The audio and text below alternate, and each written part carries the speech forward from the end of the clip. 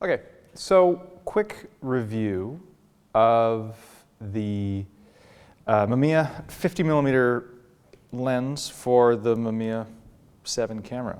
And this lens is a bit of a sleeper because everybody wants to shoot with the 43 because it's wider, or they want to shoot with the other lenses. And so the 50 kind of runs under the radar a little bit. And so I had an opportunity to shoot a bunch of film with it. And to be perfectly honest, I wasn't entirely sure how it was going to go. One of the problems that I have with Mamiya lenses in general is they can be kind of sharp and kind of clinical. And there's not a lot of mojo, not a lot of warmth, really. I mean, for what they are sometimes. And so so I wasn't really entirely sure what to expect. But anyway, let's just walk you through the setup, and then I'll talk a little bit about what I found. So the lens itself is actually surprisingly small. It f4.5 to f22 has an external finder, which is actually honestly not that useful. It's rangefinder coupled, so that you can use the rangefinder, and although you do get the window around it, which I think it just defaults to the 80mm, or is it the 80? Yeah, it's the 80.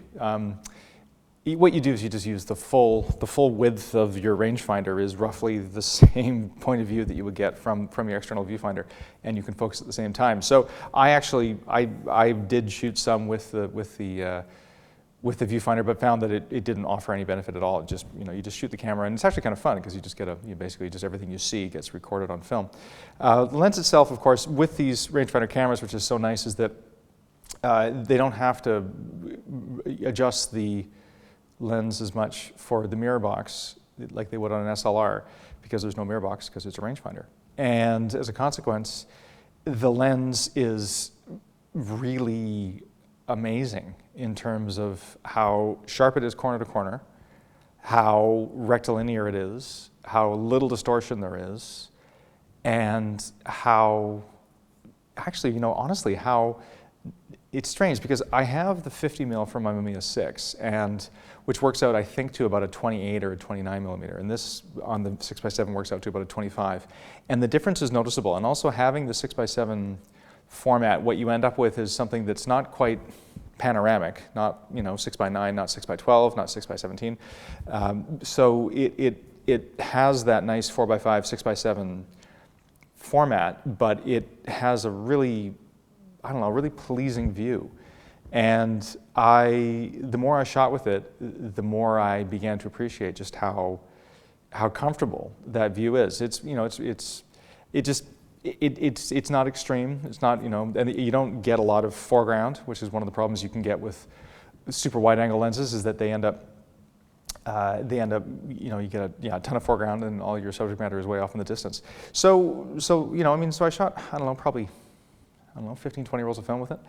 And the more I shot with it, the more I actually really began to like it. And I also found that although it is sharp and it's also fairly clinical, it's not, one of the things that I struggle with my Sigma art lenses, for instance, is that they are really clinical. And my Hasselblad lenses, when I used to shoot with Hasselblad, the digital lenses were also really clinical, quite sort of just unforgiving, and just there's not a lot of warmth. And this lens doesn't really have a lot of warmth, and it's not that forgiving, but somehow it's okay, and somehow it doesn't seem to make that much of a difference in terms of the final files. And certainly color rendition is beautiful. Like I say, sharpness is great, and it's a lot of fun to walk around with this lens, and it gives you a wonderful field of view. It gives you a great sort of, it just seems to work for me anyway. And without the viewfinder, the camera's, there we go.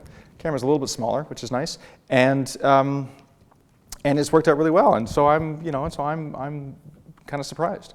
I didn't think I would enjoy it as much as I did. Now, of course, like every lens of mine, or like every lens that I shoot, I hate it to begin with, and then I like it after I've shot with it for a while, or not.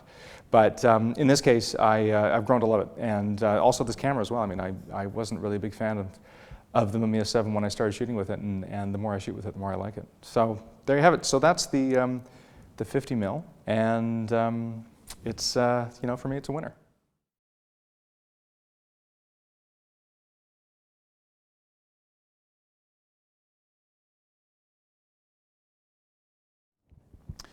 So the lens itself is surprisingly compact until you take it off the camera. And you've got this bit at the end here, which basically puts that element right up against the film. As a consequence, of course, it means that you can build a lens that is maximized for making sure that everything's nice and sharp, rather than maximized for being able to fit in around a mirror box. And then here's your viewfinder, and it has a diopter adjustment on it, which is actually kind of fun. And it's also a little on the big side for what it is, but it does the job. But of course, you don't actually need it. And it focuses down 1 meter to infinity. Focus is pretty, it's only not even, a quarter of a turn to go from one to the next, which is actually rather nice. Got your depth of field scale on there, and also, if you really want your infrared focusing mark, not that that's something that anybody can even use anymore. I believe that the last rolls of infrared film, I actually still have one, I think, sitting in a freezer somewhere. But a thing of the past, or certainly the Kodak EIR and HIE film from so long ago, with the great colors in the foliage. Well, and it's beautifully made. It's of course it's has great feel in your fingers. The surfaces are easy to grip, and it's a lovely just from a piece of manufacturing point of view, it's lovely. It's a lovely, it's nice to look at and beautifully done. I mean, everything's nice and sharp. The numbers are nice and sharp, and it's certainly when they built this lens, they were serious about coming up with something that was going to work properly. It's actually kind of horrifying how big it is. It's almost like an iceberg. It's actually it's a fun design, like this camera. I mean, it's amazing how they managed to pack into relatively small space. I'd buy one if I could afford it.